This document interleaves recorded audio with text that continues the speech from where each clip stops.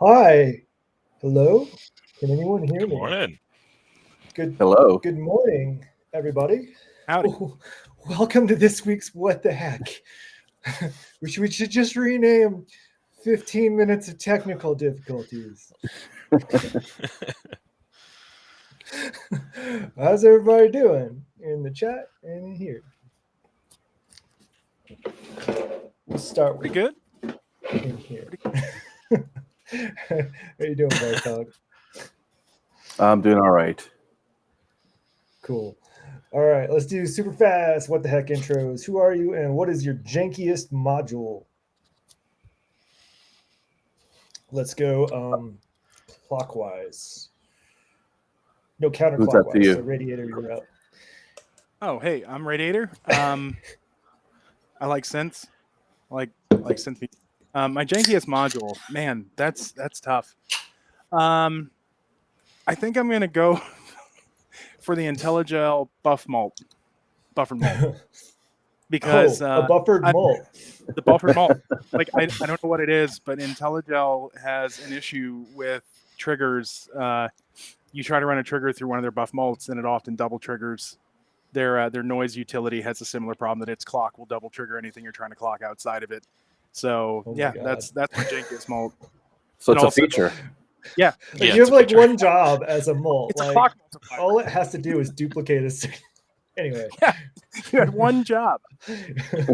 Like I would expect like the more complex modules to be a little bit janky, buggy, especially digital stuff with software involved. But a malt. A buff, not just a malt. The malts are fine. It's the buff malt. All right, Iggs, you're up. All right, I'm Iggs Boson. I'm relatively new to synth, but I'm very much enjoying myself. And my jankiest module is probably my Bifaco. Well, as I learned this weekend or last weekend, my Bifaco V3 output because I built it Oh. myself, and it had quite a few technical difficulties. So it's not Bifaco's fault; it's my fault. Yeah, I mean, to be clear, didn't we swap that module out with the exact same module that Yes, Bartok had built? Bartok has my bad one, which Oh. I probably shouldn't have brought up because now I need to trade him back. Yeah. We swapped Yeah, a lot I of gear on accident. It's fine. I think somebody has some like Bartok like Patchworks yellow cables that I had ordered, and that's fine. It's a souvenir. I'll just order more. um, and some other stuff. Like I'd forgotten even the stuff I'd lent out until like the next day, like hangover, and Robbie's like, "Here's some stuff that I think maybe is yours." So I guess you're up, Bartok. What's your jankiest? I guess it's Iggs module, right? it's Yeah.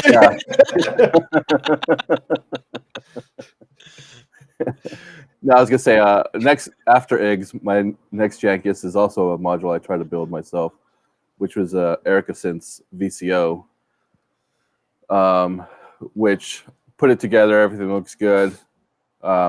Did the first calibration test, and a reading's supposed to say 5 volts, and I get 10 volts. And I emailed Erica Synth and I said, "Hey, I'm getting 10, and it's supposed to be 5." And they said, "10's not possible." And I said, "Well, I'm getting it," and that's as far as I went.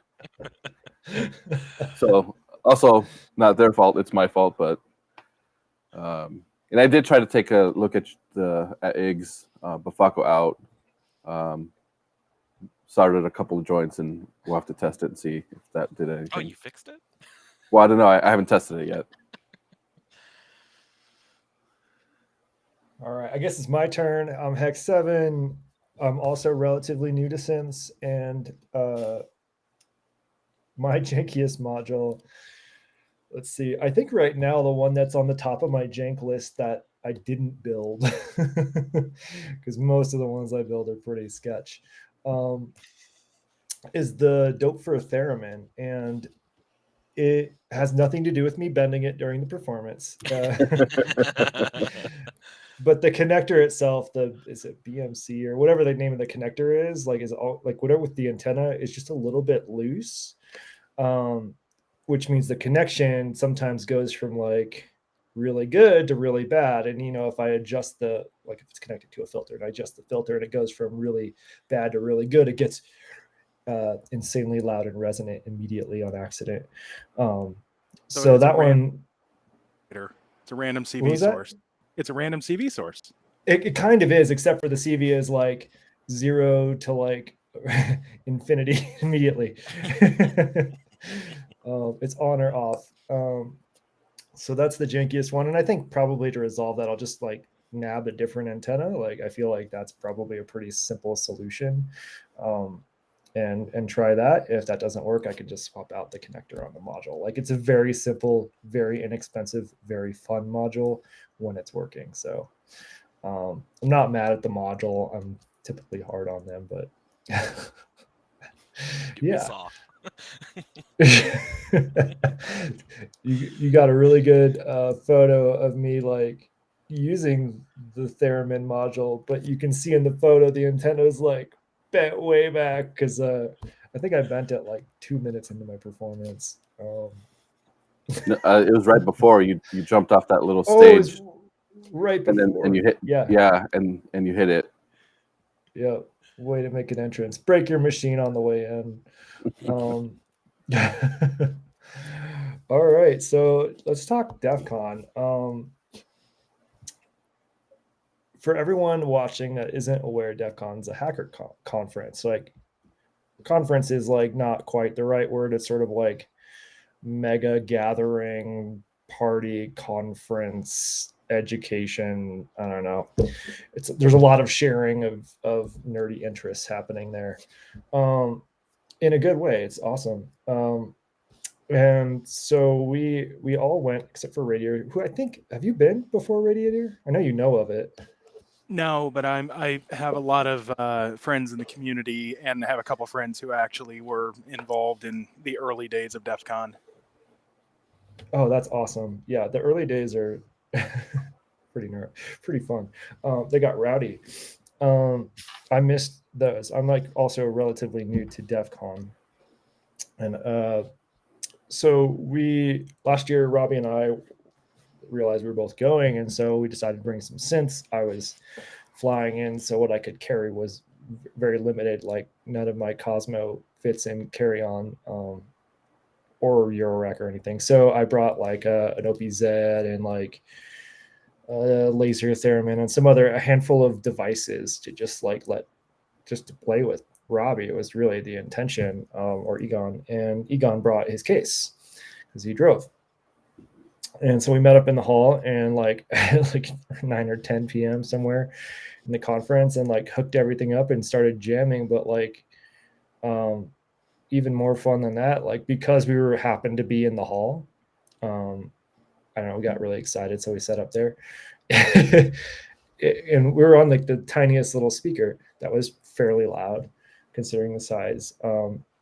Loads of people stopped unless we started like having them come and play and like mess with things and set it up so that it was very easy for folks to jump in and play, and we had loads of fun. So this year we were like trying to get everybody else to go, so Bartok and Iggs decided to join, which was rad. But then a lot of other synth people joined. Yeah, it's in Vegas. It was in Caesars Forum and Flamingo and Harrah's and the Link. They're all sort of right next to each other, but it's like massive in scale, like 30 to 50,000 people ish, somewhere in that range, which is insane. But what was I going to say? Oh, so loads of people showed up with their synths, like to the point where one night we decided ahead of time to make an event called Synths in the Hall, where we'd like do a pop-up and like show up with our stuff, set it up, and like get everybody that happens to be walking by to play. And we did that. And then like somebody else came running over and was like, hey, y'all should meet the other synth group in the hall. What? Hold on, Bartok, I'll be right back. And I like ran off. Like, I don't believe you. Like, what? And there was full on like more modular, like OP1 and like a handful of other machines, like all like set up in the hallway, because that's where we had originally told them we were going to meet. We changed our mind and didn't tell anyone, so that was our bad. Anyway, so we dragged them all over and made like a mega synth of sound, which was pretty cool. Like there was just a lot of people there, so we had a really fun improv time there. And then I also performed, so I brought all of my Cosmo pretty much, which was heavy. Yeah, and that was pretty fun too. So, and then we all performed together and at Packet Capture Village. For those of you not familiar with DEF CON, it's one of the, well, all of the villages are really cool, but Packet Capture has this like wall of sheep where if your unencrypted traffic gets sniffed by them, it shows up on the wall, which is always fun. You don't want to be on the wall, essentially. Anyway, we all got to play next to the wall of sheep while people were hacking, essentially doing some packet capture and stuff like that.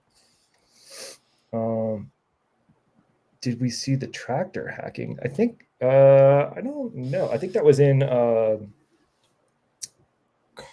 Car Hacking Village, but I don't remember. I don't remember seeing a tractor explicitly. I saw a fair amount of things. Yeah, because we went to the Car Hacking Village and they didn't have a tractor there. Yeah, they didn't have a So- trailer. I think that happened the same weekend, but I don't think it was part of DEF CON. Yeah, I don't know if that was. I saw it pop up too. I don't know if it was part of DEF CON, and they may have also been just doing it with like a headless system that's not attached to a tractor. Yeah, That's what I was thinking. It was probably a tractor system, but it's funner to say a whole tractor. Yeah, it would have been rad to have a tractor in there. I think there's maybe a weight consideration if there's like a basement. Like I don't know. Well, maybe there isn't. Like it's built to be a huge conference center to take really heavy stands and things. Like so, maybe there's not. I don't know. they had 2 cars in there. They did have cars in there, so they could probably get a tractor in there next year. Kyle is saying, I guess there would be some crossover with Maker Faire people. Yeah, there's a fair amount of like just people who make cool shit, like in just about every realm.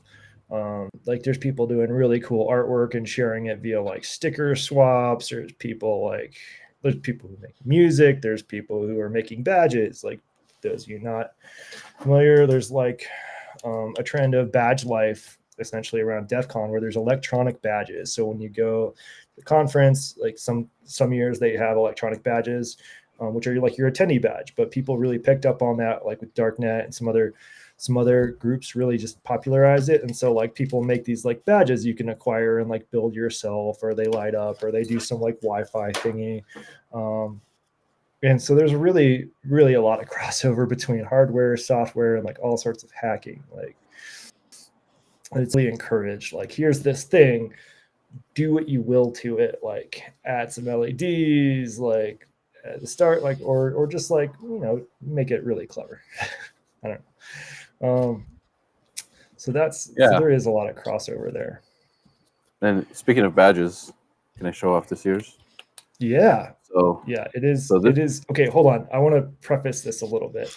So we've made this little like Discord group of the folks that are going, so we can coordinate synths in the hall. So we made some stickers, and we got really excited.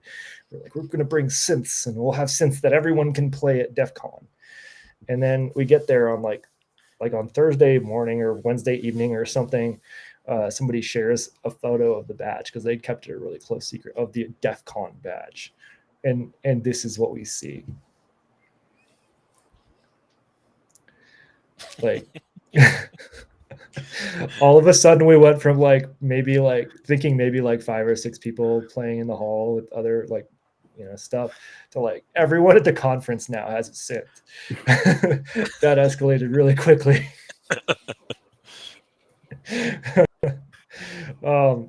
And it is awesome. It's got a handful of voices. There is a sampler built in. And when I say the voices, they're not like it is a limited badge made for 30 to 50,000 people. There's not a lot of complexity to it. So you're not like adjusting envelopes or anything. It's like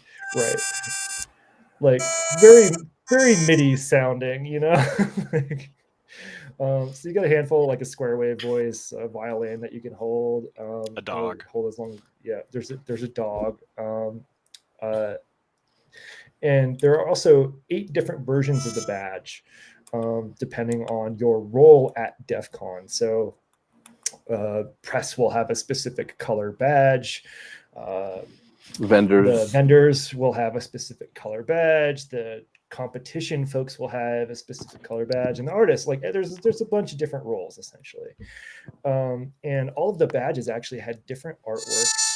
They had a different little section of notes, so a different part of the challenge, which I'll get to in a second. And they also had a different sample, so that each one had like a special sample. So like the artist badge had like a DJ scratch sound, so like you get the like sort of sound. Oh, really? I And Yeah, I didn't know that. yeah. So there's different sounds per badge, and it's just the one sound that's swapped out. It does not have CV inputs, and I was immediately, like, the second I saw the badge, multiple people messaged me and said, "Please do not try to put MIDI into this; it will fry your badge." And I was like, "But I don't even have one. Why would you message me?" What's pretty cool though, it does have, it's got TRS line in and line out. Mhm. So you could actually go from your out to another badge's input, and then what you played on your would sound on their badge.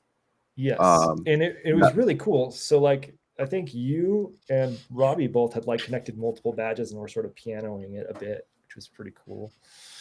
Yeah. Like, And then there was a challenge on them. I don't know if you guys can see that there's notes, and we noticed that the different badge colors had different notes. right. So that's a little flexible PCB that's over the screen, sort of attached to it, and on that below you can see a section of notes. And the idea, we found out eventually, was that if you got all of the notes from all of the badges, it made a song. And if you played it in, you move on to the next level of the challenge, so the second challenge. And so, just backing up a bit, DEF CON badges usually have a challenge of some kind. This is usually some sort of combination of cleverness, like figuring out what things do, maybe some actual hacking on the badge, maybe like some cryptography, so like deciphering some stuff, firmware dumping, and Bartok showing off the completion of this particular badge. So there's challenges, and the last few years have been really interesting in that the badge challenges have been very social. So there was one where the badge, I wish I'd brought it down, it sort of looks like a quartz crystal, a circle quartz crystal, and you essentially are like pairing them with other people nearby and like trying to connect to everybody and like trying to figure out what the challenge is intuitively. Last year's, you're like physically connecting badges to each other, and this year, like, you have to collect all the notes. So you're like, it's a little more social distancing because you don't actually have to like connect your badge to another badge, but you do get to like talk to people and like swap photos, and like there's people all the time like trying to like take photos of other badges and stuff, so they can collect all the sequences. Anyway, that's the badge challenge. Anyway, so we have 30 to, I don't know how many badges they made, like 20 to 30,000 badges at least, that are now synths, and we're doing the synths in the hall thing, so we got really excited, and had no plan. Like, our plan is like show up and like throw things into a mixer and like connect to a speaker and like fingers crossed it'll work good. But it was cool. Yeah. So do we want to talk about kind of how we did that planish? You call that a plan? Yeah. We're like, do you have a mixer? Yeah. Cool. So because we on Friday we performed, the 4 of us together. Oh, right? Yeah. And the most I'd ever done was with 3, so not too far off. with Egon and Iggs before, when we had done some of the those beginner streams that we did 2 of. We wanted to do monthly, but every month something else kept coming up. But it's hard.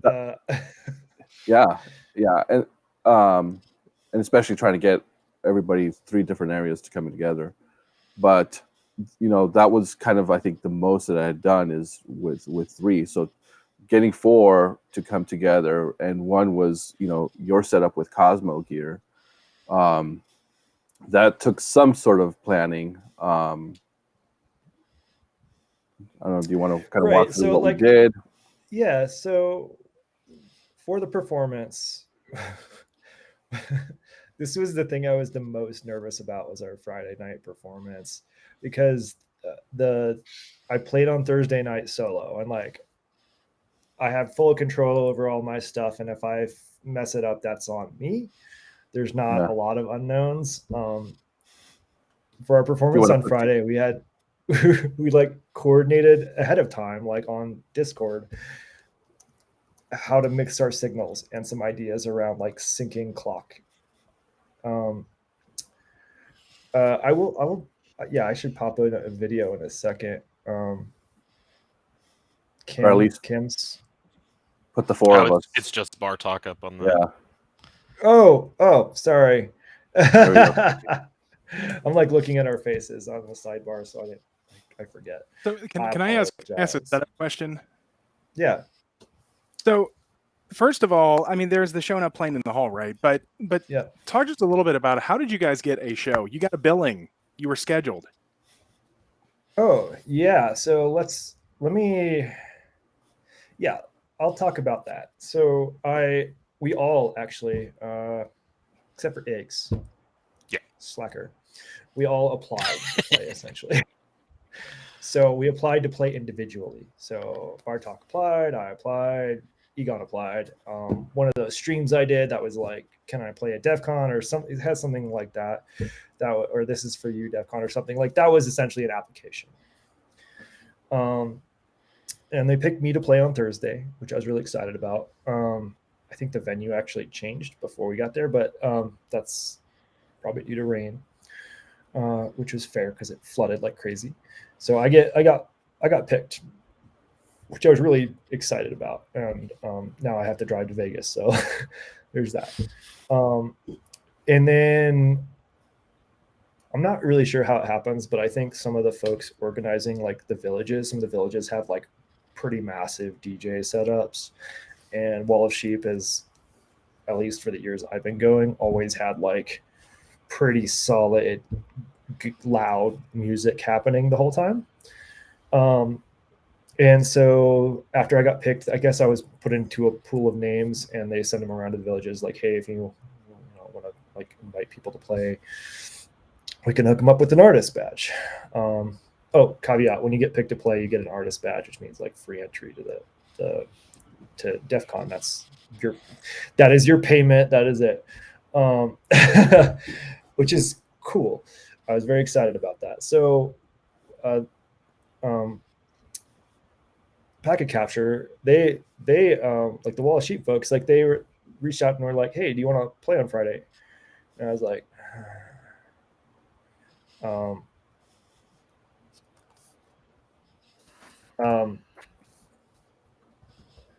yeah, so they reached out, and I thought about it, I slept on it, and the next day I was like, well, hold on, I really wanted to play with Bartok and Egon and Iggs.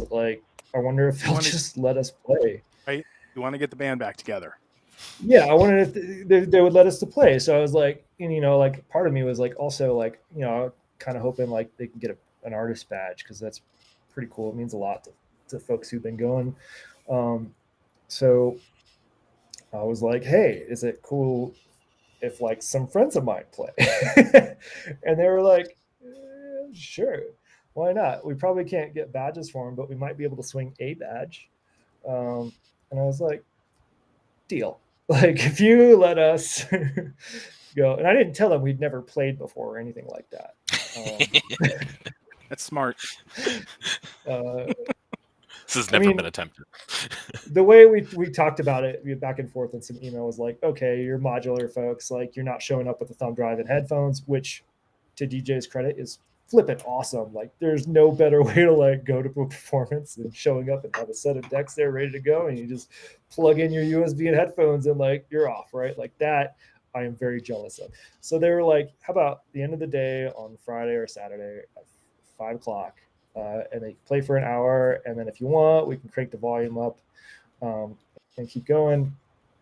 But I was like, cool, end of the day Friday, done. Like, let's do it. And that's how that happened. So Bartok and Iggs, I mean, obviously you guys, I guess, were coordinating in the background. I mean, what did you guys think about preparing for the show? I mean, had you done anything like this before? No. Yeah, not with other people. Not with other people. So. Okay. And had either of you been DEF CON attendees before? Were you aware of what you were in for as far as the layout and the facilities? Okay, that's cool. Nope. So obviously we all have a bit of a modular focus, and heck, you talked about previously you showed up with an OPZ, and that's great. And you mentioned you drive, but did you guys all agree ahead of time that this was going to be a modular show? Did you guys do a hybrid setup? Talk about like kind of the gear you were planning on bringing for the performance. Yeah, so I knew Egon's setup. Well, I knew everybody's setup. So I took a Pulsar 23 with me, thinking that it would be something that I could kind of contribute without being a battle of whose modular setup is currently going to be performing. And it was a way for me to add, some drum beats to whatever was going on. What about you, Iggs? Yeah, I mean, I have a really small setup. I have what's a 3U 104 HP, so I'm very limited. And so I mostly kind of focus on more of a droney kind of undertone thing. So all right, I kind of fit that niche. So said another way, Bartok, Iggs, travel arrangements, the world was your oyster. I mean, you're talking about throwing a box and a carry-on at best. Like that's the worst case scenario. Now, heck, I don't know if you have it handy. I know that there was a tweet you were sharing from somebody at DEF CON. What was interesting is that your setup there kind of looks like the setup behind you now. There were a lot of plywood cases, a lot of modules, a lot of weight. As you mentioned, driving, you had to drive to Vegas. What was that like preparing for moving all of this? Let's be honest, like, I don't want to call it janky, but man, like moving heavy cases like that with delicate electronics seems a little janky. What was the thought process behind, I'm going to move my wall of stuff to Vegas? I had moved it exactly once before to play at Black Box in Denver earlier this year. And to do that at Black Box, I learned a few things. One, when I was performing there, I brought fewer actual like Eurorack cases. So I brought this one and like the bass, and that was it. So just that stack except without the top row. And then I brought like the MS10 Korg, the Micro Freak, a mixer, the Pyramid, like all of that stuff. And all of that stuff was really problematic. So I ended up building this big case, it's right behind me, the case over this shoulder that you can kind of see as the counter to house all of that stuff pre-wired, essentially. So because like when I'm bringing it, I have to consider setup time. Like that's the key there. I'm not going to some place where I can do live patching, or like that's not really the expectation at a nightclub. I think probably I would kill the mood if I showed up and played like ambient at like right after somebody was like before me, right? Like so, not that ambient's bad, it's just like the right time and place. So what I learned from that was I actually don't want to do that anymore. So I started building that Eurorack over there and Tiny Cosmo. because I essentially wanted to get rid of like the need to bring the Micro Freak, the Drum Brute Impact, the MS10, all of that stuff. I love it, but I wanted to be slightly more portable, and having everything in a case, like sort of set up with a handle on top, like that's pretty nice. So I'd already made that decision ahead of time, whether I was going to DEF CON or not. And then going to DEF CON, I was like, well, this is my favorite event of the year. I very much enjoy it. I want to go big. Like I want to bring both a visually appealing stack and something that sounds really good. So I did a combo of those things, and basically brought all of my Cosmo cases and Tiny Cosmo, the Eurorack side. And those were all of my essentially outboard gear. Like I did not need a mixer outside of it. I did not need the Micro Freak. There's like one section I play from the Micro Freak, so I recorded that, and it's on the Rample. So I just hit a button and it goes, which isn't great, but like it does the trick. Pretty much everything else is live. And then everything is sequenced via the Hapax, which came out between like right before I did the Black Box set. And this made it so that I could transition from song to song, like from project to project seamlessly. So, right, like back to the question, how did I fit it all? Like, I made the decision that everything needs that can be wired should be wired. I made my patch intentionally to keep as few cables going from case to case as possible, meaning that I only have to plug in like 10 to 12 cables. Once I'm there, I basically just stack the boxes up on their stands, plug in a handful of cables between the boxes, and then it's good to go. So that setup only takes a little bit of time. Actually dragging stuff to and from is more of a challenge. And like putting it in the vehicle, what I'm planning to build actually is like sort of a rack inside of the back of the Jeep. Not really a rack. It's just like what I want to do, because I had them all pre-wired. So I had them 3 wide with space between them. And I put like soft luggage on top to keep them from like running into each other. Like if I go over bumps and stuff. I think to improve that next year, I'll probably just like take a 2x4 or something with some sections cut out, like essentially spacers. So if I do hit a bump, they hit the spacer, and like, oh well, they're not like bending wires. Thankfully, nothing got bent, but there were like some sketchy moments there. We also chose an intentionally longer route, so we added an extra half an hour to not take a dirt road, which normally the dirt road, like county road, highway, is great. But it's been raining so much, I almost guarantee it's washboard right now. And I didn't think it would be wise to go all the way there with everything. Like, you know, it's like 80 miles or something of like pretty hard washboard. I think that could vibrate some stuff loose. So I decided to drive a smoother route. So those are some considerations there. Yeah. So for us, I mean, leaving LA, you know, it's a 4 to 5 hour drive. How long was that for you? It's essentially an 11-hour drive without stops. With stops, it took us about 13 hours. And that's like, we stopped for lunch, and then that includes a stop for like, we picked up some groceries at the Asian market and got some dumplings, and then we hit the hotel. So it's all in all 13 hours, which is reasonable with 2 people. And on the way back, the I-70 was actually closed at a crucial part, so we had to take a detour, which took us around 15 hours on the way back. So road trip. Yeah. Orstein's asking, what's your road trip snack? So I'm gonna. Yeah. Mine's a beef jerky. Same. I mean, you need something sweet and you need something salty. Beef jerky is a staple. We usually get some candy of some sort. I think we got like treated ourselves with some like honey buns, things like that. And then also my favorite, like the most decadent of road trip snacks, in my opinion, is Triscuits with some Cheese Whiz on it.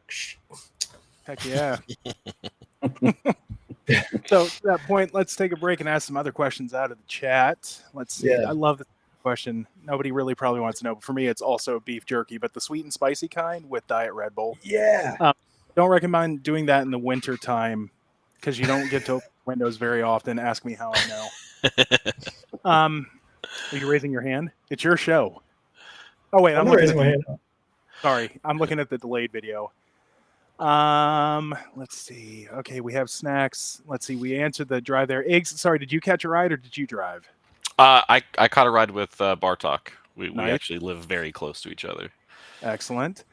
So, next, how long is the drive for everyone? I think we covered that. And then, all right, what was your favorite non-synth related thing that you saw at DEF CON? Assuming you had time to go out and check out all the villages. And just so everybody knows, the way this is set up is it's a conference of like mini conferences, right? Like each one of the villages has a different focus. Like there's a hardware hacking village. People start hacking all kinds of weird different things, and you can spend time in areas of focus. So, Iggs, let's start with you. What was your favorite non-music thing at DEF CON? Ooh, this is hard because there was a couple. The soldering village was super cool, but probably my number one was the girls hack. Me and Bartok cruised into the girls hack, and they were actively they were. I mean, what would it be? A capture the flag? Yeah, Yeah. you just took my answer. It was the coolest thing I saw. I was just like, this is awesome. It was so more or less, it was like 12 girls at a table protecting a server, and there were 12 girls trying to hack the server actively, and they're in the same room. And I was just like, this could be an esport. I would watch this all day. And the reason it's called Capture the Flag? There's different either files or things that you're trying to get to on another device. So, and sometimes, at least for that particular one, there was something where they would maybe find something that told them to do something. So one example was, the red team got into somebody's device, and there was a file that said, go up and touch the podium. And that was how they knew that they accessed that particular file that they shouldn't have been able to get to. Yeah, and so when we talk about red team, there's red team and blue team. The red team are the aggressors, the ones who are trying to attack whatever the target is and capture the flag. The blue team is the team of defenders. They're to attempt to protect and subvert their attempt. So Bartok, since Iggs stole your thunder, what specifically was it about this? Did they have it set up kind of like a major sporting event? Like were there announcers? Like what was the energy that made you really like it? No, I mean, it was actually pretty chill. They had, there was one person that was kind of helping each group. They didn't, and that's funny that we were talking about it. They should have had somebody there that was kind of announcing things, letting people know what's going on, maybe had a projection of something that was happening so then bystanders could see. But it was just a vibe in that room that was really cool. There's people just kind of working together, saying, did you try this tool? Did you try this? And then on the other side, it was like, okay, what have you found? What can we do to protect ourselves? So the vibe in there was just really awesome, and it was exciting. Like I'm trying to watch and see like, okay, what are they doing? What could they doing? What would I be doing? So right on. Heck, what about you? What was your favorite non-music, non-girls hack related thing? There is a lot. One, I got to see folks that I haven't seen in a year, and it is very much, it has like a family reunion vibe, like very, very much kindred spirits, getting to drink at like 9 a.m. or whenever you choose to. Like it was really fun. But my favorite thing that I like keeps me coming back isn't any specific village, or although some stick out from year to year, but the fact that pretty much everywhere I go, there are folks helping each other out like big time. So like you go to lock picking village, and it doesn't matter what table you sit down at, folks are helping you learn to pick locks if you never touched that before.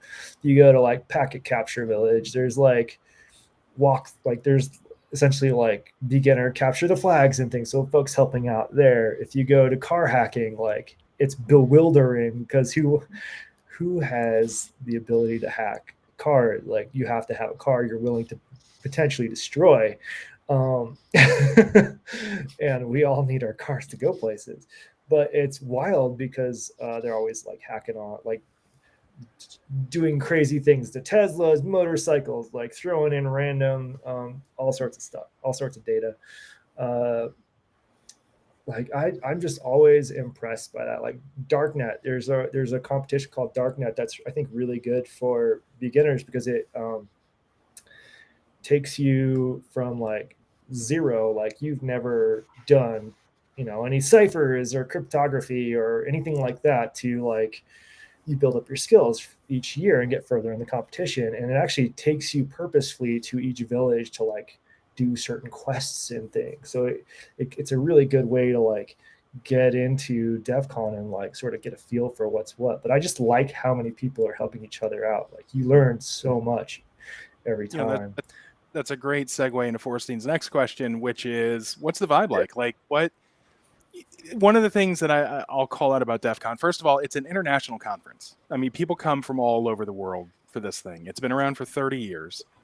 And there are, like, if you Google this, you'll read all kinds of crazy stories over the last 30 years. But are people, you have people there from all walks of life. You have corporate people, you've got crazy people, like just what I think you kind of just said the vibe was very helpful, but in general, and then specifically, they wanted to know, like, were people manhandling your equipment in a bad way? No. I mean, nobody Not at all. manhandled our equipment. We can just start with that. Like everyone was very cautious with it, if anything. Yeah. Like there was no one cranking knobs like hardcore like dubstep DJ or anything like that. They were like very ginger and very respectful of the gear, no matter who it was I saw. But I want to back up to the vibe. Yeah. It's like the right kind of chaos. Like you're in a conference with a bunch of like tricksters, and sometimes you're in on the joke, sometimes you're not. There's a lot of mystery, a lot of like secret parties that you gotta like do a cipher to get to and shit like that. Like there's this cockroach showed up on my synth and literally scared the bejesus out of me. Like when we were doing Synthesis Hall, I turned around, I was like, ah, because like these are actually what the cockroaches look like there. And like so there's a lot of shenanigans in a good way. I will say there are some bad actors, and every year the DEF CON crew, like the goons in particular, do a really good job of mitigating that, kicking out folks who are doing whatever bad stuff. It's mostly good from what I see, though. Like the tricks and things are mostly good. They're not particularly malicious. Right on. So as we move back to the performance, there's all kinds of questions that come to mind. First of all, I like the fact that, folks kind of understood. It sounded like you guys kind of understand. Each one of you brought a little bit of different flavor. Just out of curiosity, what did Egon bring with him? He brought his entire case, which you'll see on any of his streams. But I actually have a short clip I can play real quick before we get into it, if that's cool. Oh, yeah. Yeah, let me share the screen. Chrome tab, Twitters. And just so folks know, we oh good, you can see that. We don't have a lot of photos and video because taking photos and video is sort of you got to be really cautious with it. You don't want to be the one that like gets somebody arrested or messes with their privacy. So this is a short clip of just us. Keep in mind, we have never once played before. I don't think we mentioned this before, but when we met up before we played, we met up like an hour before or something like that. All we had time for was figuring out how to mix our audio together and how to sync our clock. That was it. That's all we planned.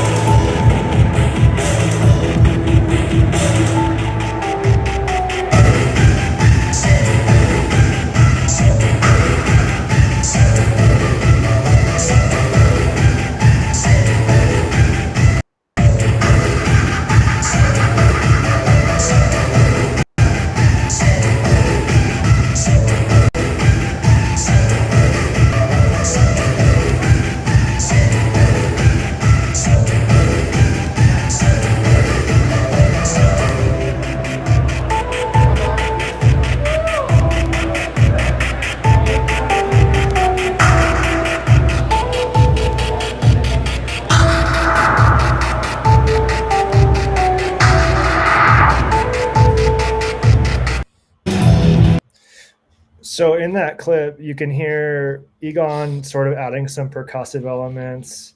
Bartok's got the like. This was really funny, and actually, my favorite part of that whole performance was Bartok had just started setting up the pulsar, and like we were testing it out, and just like I could hear it in my headphones, and he had like eighth note, like a sort of sound happening that was just like not even set up, and I was like, whoa, just leave that. Like, so we were like there's a lot of improv and coordination around that. But yeah, any questions or anything like that? Let's see. Let's check in chat. Yeah, so Southpaw Shorts is saying, regarding playing as a group, it's really different from playing solo because you have to listen to other people. So how did we, I guess, navigate that? And I will say that Hex 7 really kind of took the lead on, bringing different things in and out and kind of telling me like, okay, like do this, don't do that. And then going back over to, saying, okay, Egon's about to do something, go ahead, bring your levels down. And then that's just kind of how so you were the conductor. Yeah. For coordinating. Oh, sorry, go ahead. Yeah. You go ahead. Go ahead. You're good. So for coordinating a lot of that, obviously communication is key. I mean, that's one thing, Bartok, I think you really just drove home. But there's when things like right, all of you had modular gear. So some of the like initial mechanics, like did you agree on key and were you sharing clock? Yeah. So we beforehand when we set up, we decided to use the Hapax for clock because one, it has MIDI out, which the Pulsar really likes in terms of clock. And it's got a lot of MIDI outs, so we can send them to wherever. Two, it also has CV out. So I had CV clock and reset going to Robbie's machine. But more importantly, when Robbie's playing, his BPM is actually about double what you would intentionally hear. So he has an extra fast clock for clock dividing purposes. So I was able to provide like 1/64th note clock to Robbie, so he would have plenty of, clock dividing abilities. So it was flexible in that sense. And Iggs, like I played to people's specialties. Iggs has like a drone setup, right? So like we had Iggs come in with like a drone. So like to give, before we got to that particular like track, because I was going through like a couple of the tracks I'd played live, just like modified and pared down a bit so we can play together. Or when I had played this, same tracks I played on Thursday night. This is live too. But I was like, hey, Iggs, can you get this in G sharp, and then you'll beat the Megadon, like. Yeah. And so like, yeah. Yeah, I noticed in the video there were, because I've had the opportunity to see several of your practice streams, and it was clear that there were some elements from that performance that showed up in this, which actually I think is amazing, first of all, because it also shows that some of these musical sketches, like you can put them in different contexts. Now, Obviously your mind was fresh with this hour-long set you'd been preparing for months. And back to Bartok's point about, you were kind of the conductor. How, like, because everybody's like looking at you to get it started, like how did you handle that responsibility? I did not mean to be the conductor, but I was also in a position where A, I had the clock coming from my machine, and B, like most of my stuff is pre-sequenced. Like if you watch my streams, it's very rare I'm sequencing live unless it's like drums or a bass line. And so I thought going into this, it wouldn't be a bad idea to have like a few like sets of tracks that we could play. So that it's not like the same song for an hour, which isn't a problem, but like these are not like folks expecting like a modular performance. They're like trying to like jam on packet capture and like enjoy some music. So I wanted to change it up relatively often. I think we did it like every 10-15 minutes. We changed it up pretty significantly. And so to prepare, like I had prepared one track which meant like duplicating one of the things I played and making it so that I can play it just on my tiny Cosmo and one Cosmo box, so 2 boxes. Um, and it was a minimal one. It was the one I had done for you just heard was the one I did for Chip June, I think. It sounded wildly different this time because I was using different stuff. But it had a minimal amount of unique patterns and things. Like it was kind of a basic song, but that was good because it meant I knew where things were. I could pull things out. So all I had prepared was that. Everything else, I was sort of like loading up a project, muted, and like trying to change the MIDI around. And I was trying to think of the simplest ones because we had a lot of folks. And so there were parts where like, I don't need to be drums. Like we've got Bartok with Pulsar. So we'd pull mine out or we'd like double up, which was also a lot of fun. There were parts where like Robbie had actually, Egon had for the badge challenge, one of his attempts at solving it was essentially putting in this musical phrase, this song, into a synthesizer and playing it into the badge, which didn't work, by the way. But that was actually still in his synth, ready to go. So like when Bartok was saying, I was like, hey, Egon's gonna play this thing, like and slowly bring things out. So I'd wait for like Bartok to slowly bring things out, and then it'd be Egon's turn to play that because like that's kind of a little Easter egg to play that particular song. Because everybody, I think, at that point was very familiar with it because they'd heard it a million times trying to play it into their little synth. So there wasn't a lot of prep, but something that I was keeping in mind was like trying to keep people's specialties in mind when like I'm picking stuff to play on the Hapax. Like I don't want to like force too much, but like, okay, Iggs is in a spot where he's ready to do a drone. No brainer. I'll pick that song I like with the Mega Drone. Like that was easy. That kind of stuff. So that's sort of what I had in mind. I didn't have in mind like that I wanted to conduct, but I was in a position where I knew what was going on with sequences and what might happen next. So I could at least be like, hey, it'd be cool if we did a drop, like get ready to, like that kind of stuff. And there were also a lot of like many times there's in short clips that my partner took a video. You can see the surprise on all of our faces when something worked really well. No, I mean like full on like shock. Yeah, many times. It was really fun. So Bartok, you mentioned you brought the Pulsar, and you mentioned you've played with people before. Do you normally focus on percussion with playing other folks, or was this kind of one of your first times? Okay, so yeah, so percussion's like my weak spot. Even doing stuff on here, I feel like percussion's probably what I need the most help with. But I've played with groups. I mean, I grew up playing music, just cello. Played orchestras and bands and jazz bands and quartets and trios and everything. So I kind of know, like, okay, when we were planning this, if I can bring something that's specific to kind of one thing, it'll probably help the group.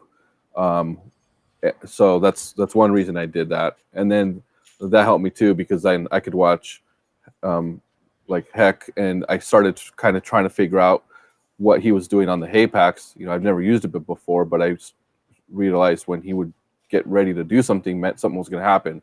So then I can try to either time something or stop like the heavy kick drum because he was going to either stop something or bring something else in. So, yeah. So just real quickly for people who may not be familiar with the Pulsar 23, right? It's modular gear, but it's different. Can you describe a little bit about what its capabilities are and how you interact with it?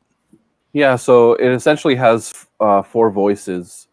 There's like the kick drum ish. There's a bass voice, snare, and hi-hat. And then you've got an effects section. You have some LFOs. You have some VCAs, some There's a Chaos module, which is somewhat chaos distortion-ish, and the way it interacts is with alligator clips. So almost everything has a little binding post that affects what you're doing. Oh, there we go. That's a good picture. I don't have it up here, so I can't pull it up and show you. But so you connect the clock and the triggers using the alligator clips, or you can also interact with it by just there's pads that you can touch and press on those. You can there's got a looper. Each voice has its own looper, so you could record your the touches that you do. So it's really it's got a lot of stuff in a small portable package. Is that also the limited edition OD Green version I see? That is, Yeah. yeah. That's amazing. That I understand came with a really awesome case as well.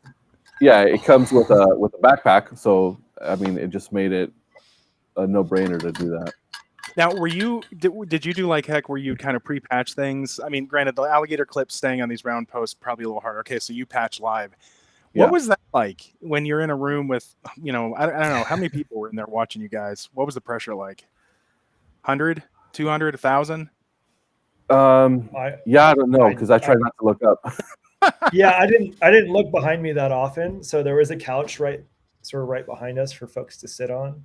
And then behind the couch, there was an entire room of computers and people hacking. Nice. Okay. And when I say an entire room, it's like a very large room. Very large room. So I don't know. And we're mostly like honed in on our sense, so I didn't notice that often.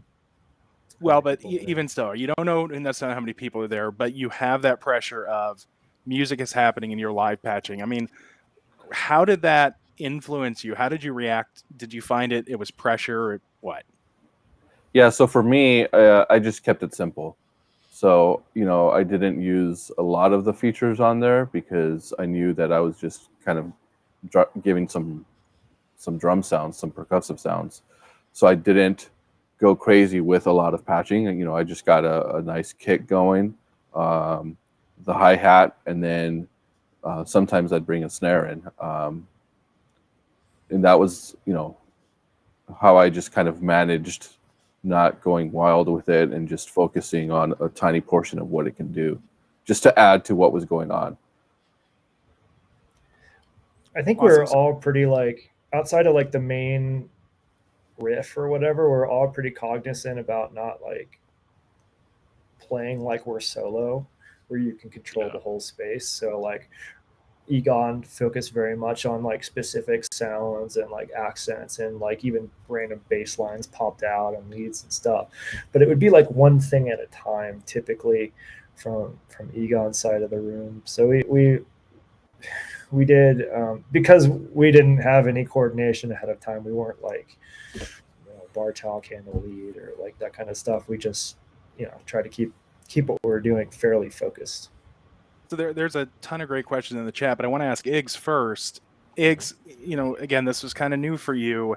You've got a small case. You're still relatively new to this. How did you feel? Like, what was it like performing with other folks and figuring out how to make your thing fit?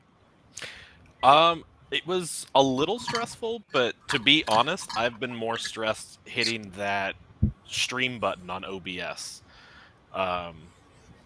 I was very relaxed because the environment was very welcoming and accepting. People were excited to see our equipment. They didn't really care too much what we sounded like. As far as fitting in, I just need a note. Tell me, what are we playing in, and I can come up with something there. And it's just a lot of fun. And for a first year, like next year, I'm hoping there will be a next year.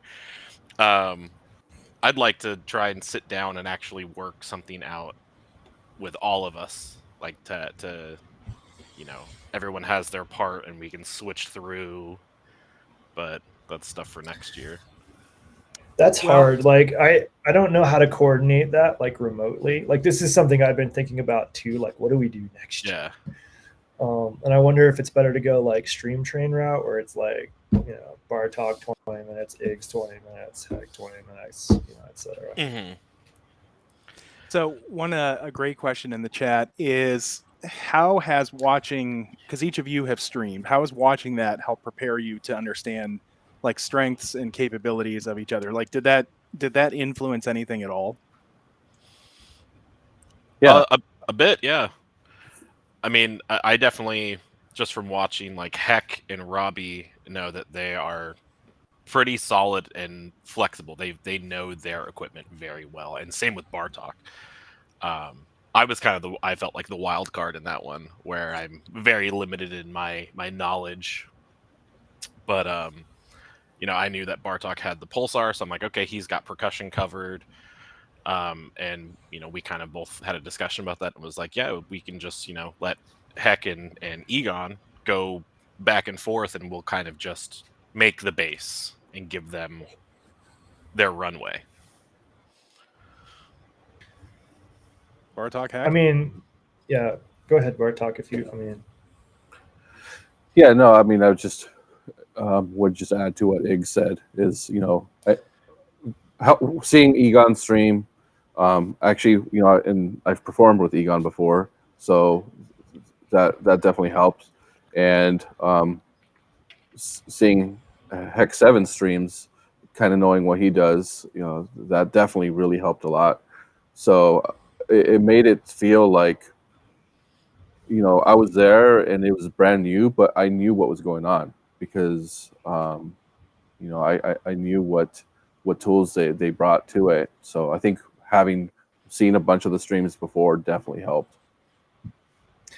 I agree. I had a fairly good idea of what to expect from each person. Like, I'd seen Bartok, I've seen I think all of your Pulsar streams, and I knew like you weren't MIDI sequencing it, so I wasn't expecting like rapid changes across the board as much as like progressions, like slower changes, and like because like to change the kick from like quarter notes or to whole notes or whatever, like Bartok's moving an alligator clip, which is cool.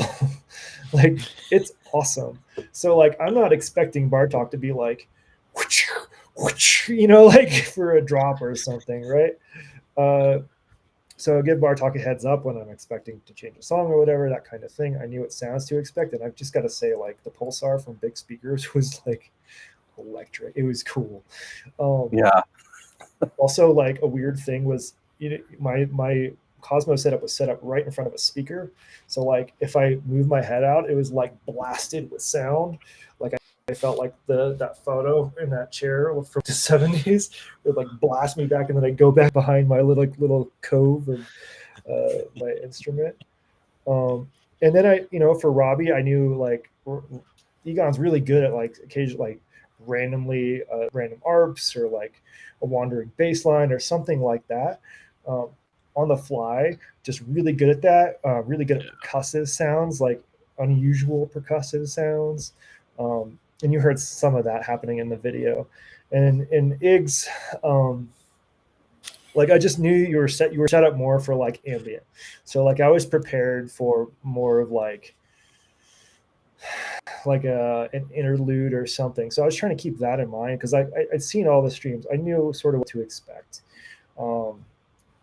And despite the technical difficulties that you were facing, Iggs, like the drone was like freaking cool. Thank you. One other mechanical question, which was on my mind too, that was asked in the chat, is you guys referenced earlier about people coming in and out of the mix. And so how was sound handled actually getting to the PA?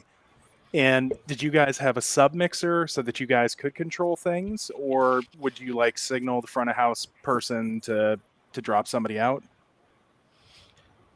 We had everything going through the performance mixer. And then at the end of that chain, there was Overseer, which we didn't touch that time. And then there was also a compressor at the end.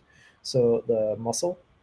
And that compressor just like brought some levels a little tidier together. That's about it.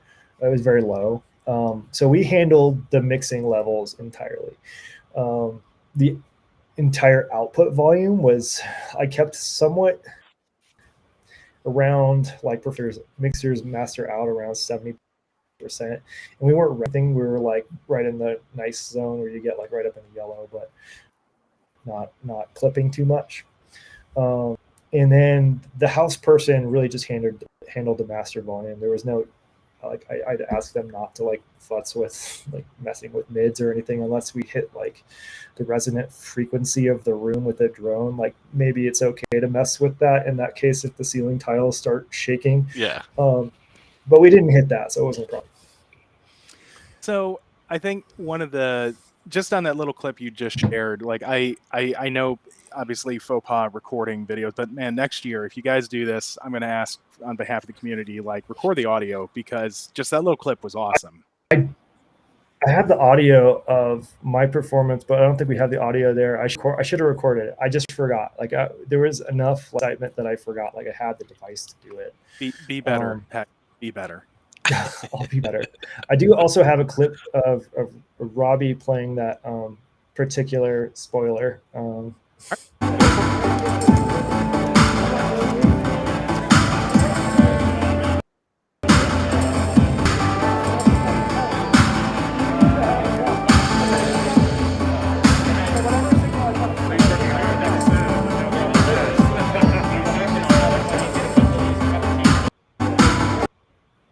And I think that video also gives you like a vibe of the room. Like there's a lot of conversation. There's a lot of excitement in the room.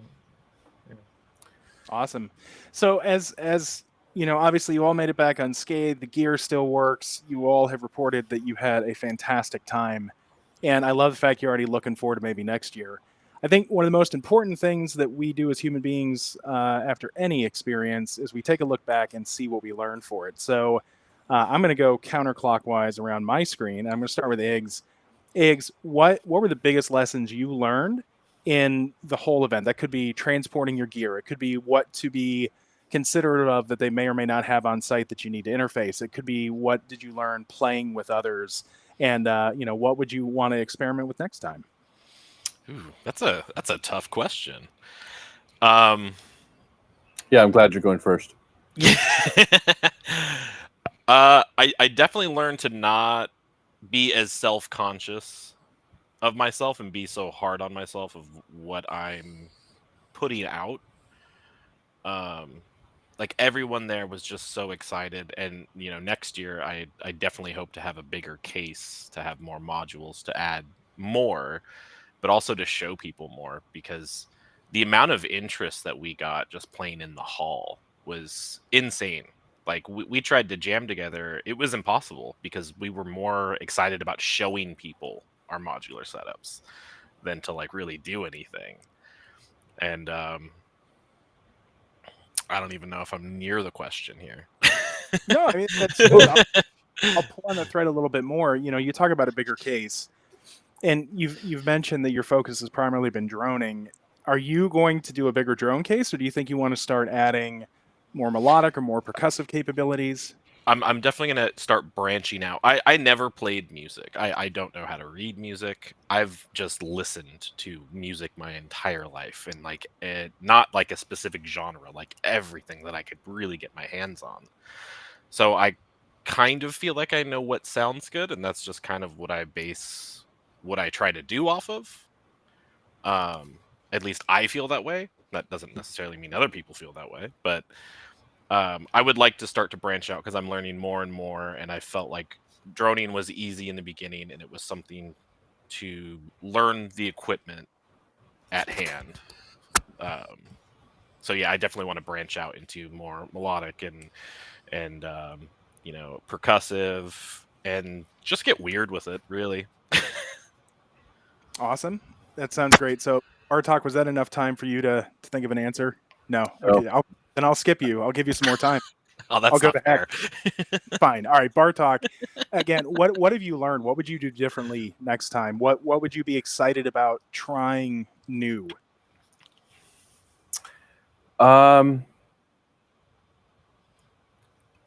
Yeah. So what I want to try is probably figure out a way to take this with me.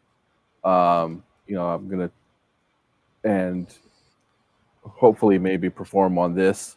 What I learned was, again, to not worry. Like, I stress a lot. Like, I'm thinking, we got together for an hour to prepare, and I'm like, there's no way this is enough.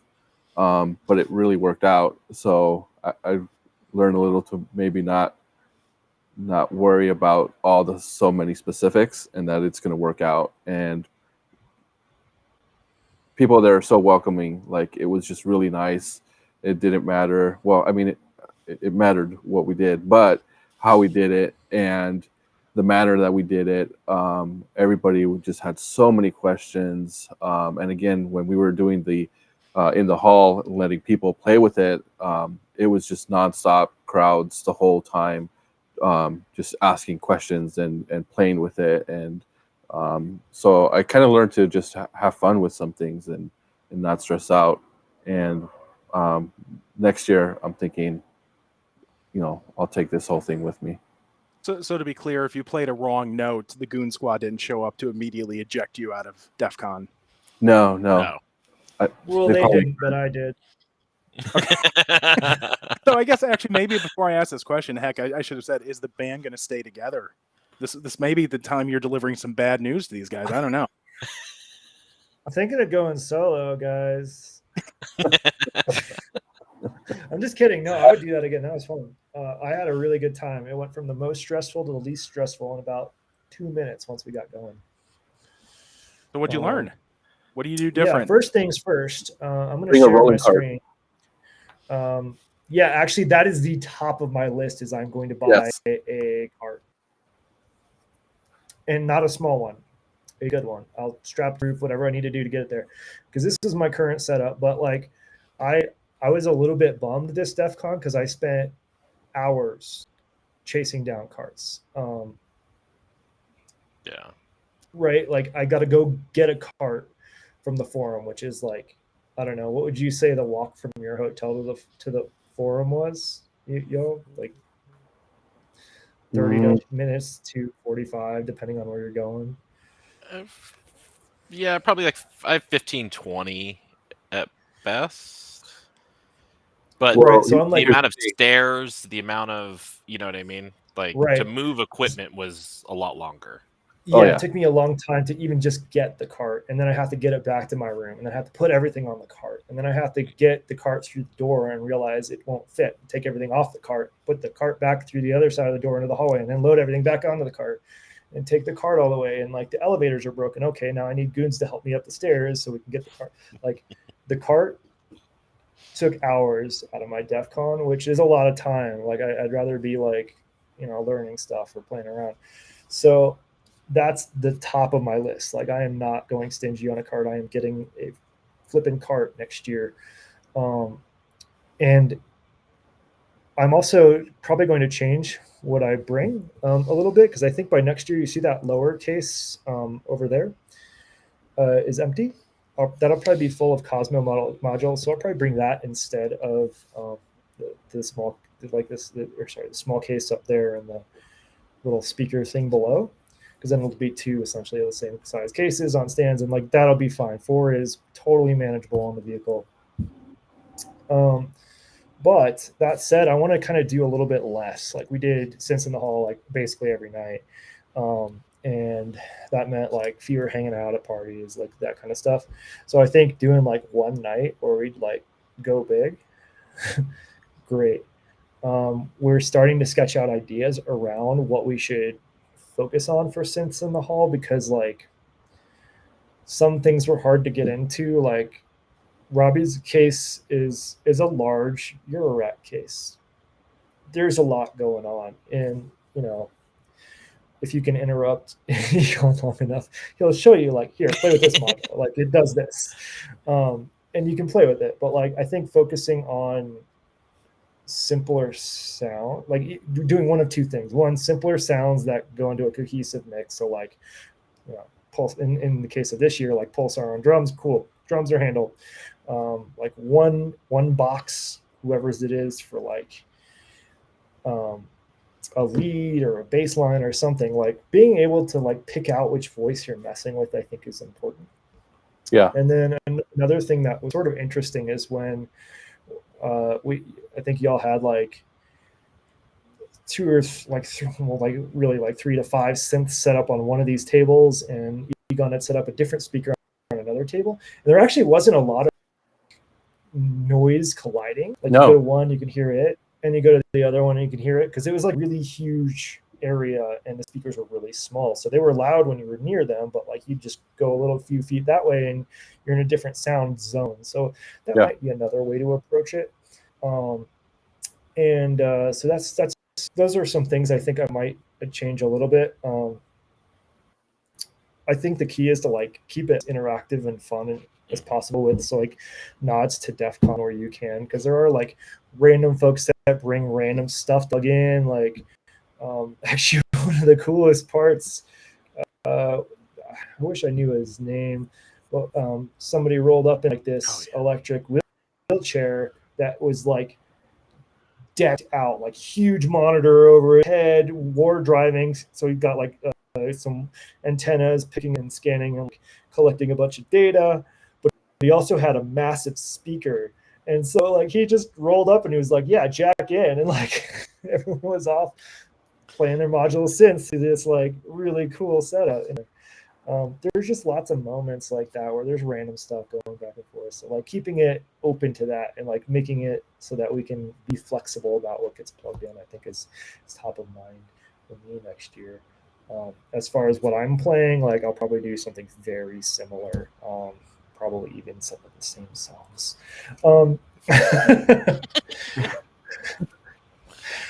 But yeah, a lot of takeaways. Anyway, that picture was for Forestine. They wanted more like photos. I have to hold on. I'm gonna turn it off for a second while I find another photo. I was during the road trip on the way there.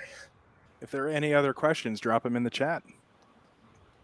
I have to say, the coolest thing about DEF CON is, you think about it, you hear it's a hacker convention, so you're thinking it's a lot of very smart people who may or may not be very elitist and are not going to see you as anyone if you don't know what they're talking about. And it's the total opposite. It is an adult science fair, is the only way I can think to describe it. Everyone is so excited to share with whatever you know, and they will fill in the blanks of what you do not, and they are more than happy to do it. And it's the first day I felt nervous. The second day I felt like I was at home and like everyone was a sibling. Like it's so incredible. I highly recommend you go if you have any interest in anything remotely at DEF CON. Yeah, it is a very welcoming environment, and it is, again, the event I look forward to every year now, to the point where I made a module for shitty add-ons, which are just like these little PCBs. Sometimes they light up, sometimes they do stuff like this one's audio reactive, so it'll light up the sound. But I made a module that essentially takes, this is one of the few Sensage modules I've made from scratch without any direction, and it worked. Basically, I converted the I think the 5-volt to 3.3, since I had extra 5-volt rail amps available, and made it so that they can either be switched on and stay on, because some of these add-ons like do their own thing, like they have cool light animations and whatever. Or I can make it CV, and the CV is normaled from left to right. So like I had it set up during my performance and during the performance with Bartok, Iggs, and Egon to flash to certain beats or leads or whatever. So that, I mean, folks love that kind of stuff. Like you don't have to like hack or build anything to be appreciated there, but it's when you do stuff like extra nerdy like that, folks get really into it. It's cool. Yeah. And this is like, I think I shared this anywhere, but this is like one of my favorite photos that my partner took with Bartok, and I like that was a cool one. Yeah. Anyway, there was a fun event, and I'm definitely looking forward to next year already. Awesome. Well, anybody else have anything else they want to say about the event that's burning inside of them? I didn't see any other questions in the chat.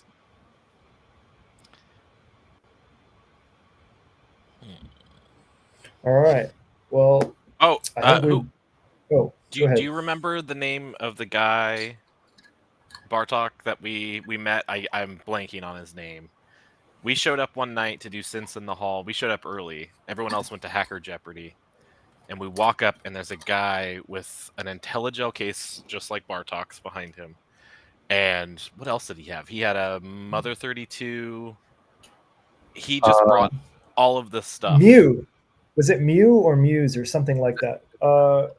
M Elemental. M Elemental. Yeah, I have their sticker here somewhere. Shout out to him. Yeah, Yeah. Vegas Wait, resident. is that the right person? No, No, that's a different person. That was the DJ. I have them, but I hold don't have on. a camera. I just have the Mew sticker from them, like it's MU. Yeah, Anyway, but hopefully yeah, he's they joining were EMS. awesome.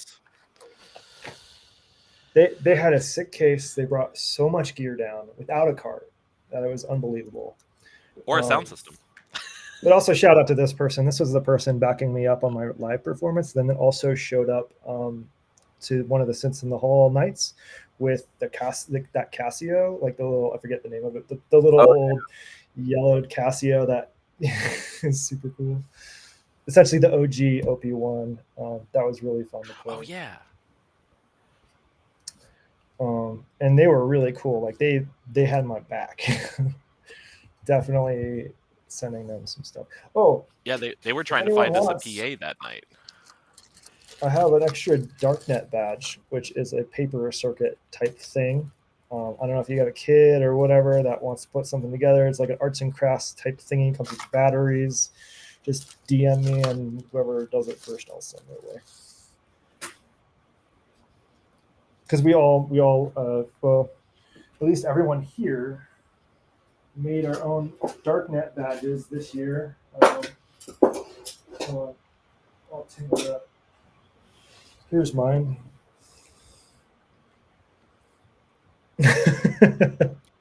Paper switch. circuit. Oh yeah. It does normally light up, but it's been a little finicky since anyway, since I traveled. And then one last badge that there's a lot of badges I got that I'm excited about, but this one's going to be on the wall because it's ridiculous. Picked this up last day. People were like wearing these, by the way. Like, I don't understand, like, just for scale, like it's not convenient to wear. But how could I not? Like, I'm not going to play any music. I'll turn it on, but it's got like a music visualizer, so if I hit play, it'll dance around, but it's all like copyright music on it. It also has the Nyan Cat. Is Nyan Cat copyright? I feel like it probably is, right? Do you roll the dice? Maybe. What are you thinking? Yes. Some corporations copyright. If you don't know, assume it is. Right, I'm not going to play it. Anyway, This lights up really nicely. Here, I'll mute myself and then hit play so you can see the visualization. There we go. Nice.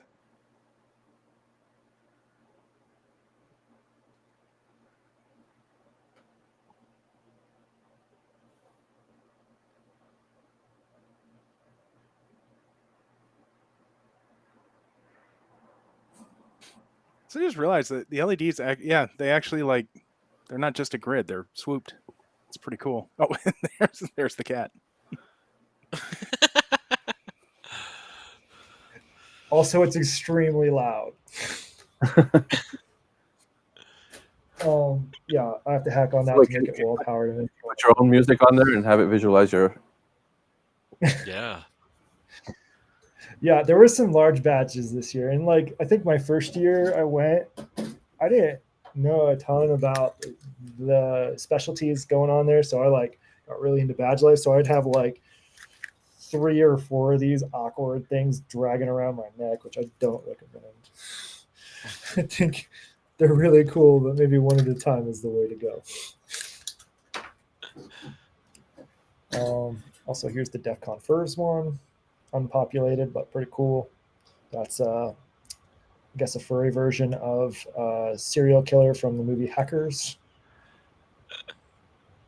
Anyway, it's a cool place. Lots of good artwork. Lots of good sound.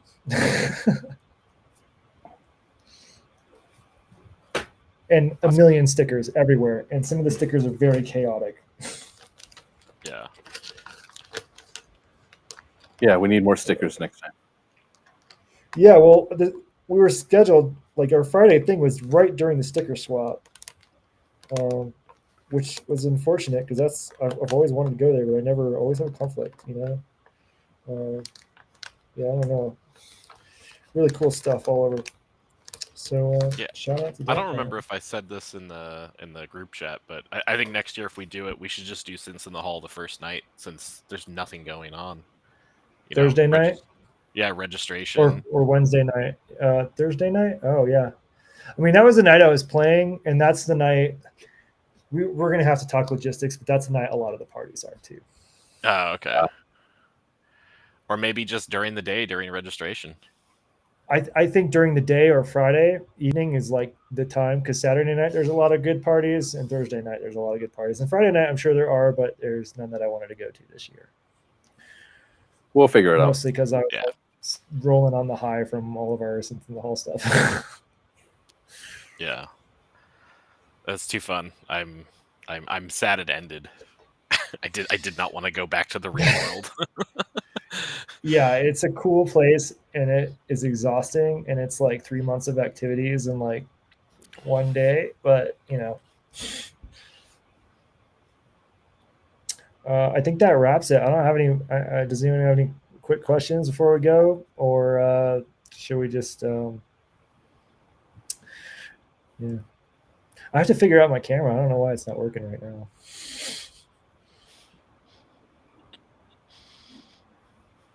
Well, cool guys. Thanks for letting me come and hang out and live vicariously with you for a little while. And Thank you. like I said, wish there was more footage because that seemed awesome. But next year, capture the audio. We will try. I wish we had captured the audio at there. To be clear, when we capture the audio, a lot of the times the mix is sort of for the room, and the rooms aren't very good acoustically typically, which means like I do have the captured audio from my performance, but it's not like very well mixed if you're listening through headphones compared to in the room. So that's a big caveat there. I don't know how to fix that after the fact because it's like 2 channels. Anyway, we'll try. We'll do it. I want to capture more media. It's hard to take photos because there's like people everywhere. So Yeah, and one of the rules is you have to ask permission if you're getting someone's faces. Otherwise, do not post it on social media, which is one of the coolest things to have that written as a guideline. And so, like people taking photos of us doing Sins in the Hall, everyone's like, "Can I take a photo of you? Is that okay?" they wouldn't I've even never ask been to asked take a that photo of before. the synth, right? Like just the Yeah. synth. They'd be like, "Can I take a photo of your synth?" They'd be like, "Yeah, can I take a cool photo of your cool like Atari computer that lights up that you're just hanging around your neck?" Like stuff like that. Oh, it has a built-in flask. Cool. Yeah. I guess since I'm talking about it, I yeah. have to show you. Hold Yeah, on. there's a Commodore 64. A Commodore There's 64 a Commodore with 64. You're right. with a whiskey tap on it. It was a little flask. Yeah. Let me share it again. Window. Blah blah. Cool. Did you ask what they did with the SIDS inside of it? They are. It's functional. Oh. Yeah. Yeah, Plus and on there's the tap. the whiskey flask. Yeah, the whiskey tap. But there's like this stuff like everywhere. Like it's crazy cool. Sorry, and there's me and Matt Damon this year. He's played it Sins in the Hall every year, I think.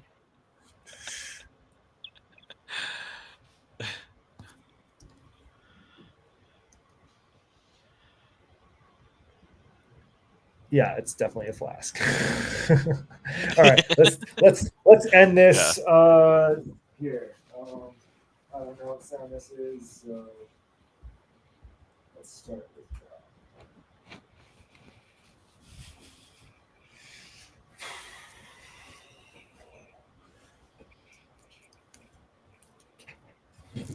Hold on, I gotta change the audio too, don't I? It sounds good. Noise suppression. You have to change the input because you probably can't hear it. We hear you. There we go.